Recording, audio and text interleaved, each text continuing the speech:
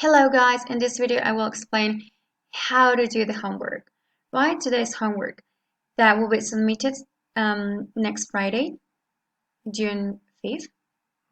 So please pay very close attention.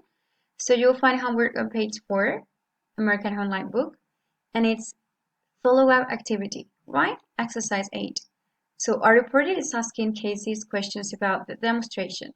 Here are the reporter's questions. Give cases and answers. Why will a tree be cut down?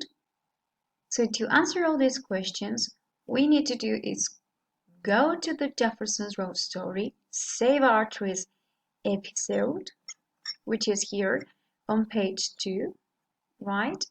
Listening to the episode by clicking here on this headphones symbol or icon. You click the for listening.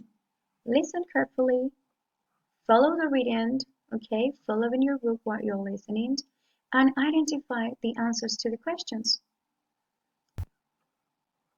That's what you need to do. And I would like you to please write down each question in your English notebook, right? In your English red notebook. All the instructions are in the homework.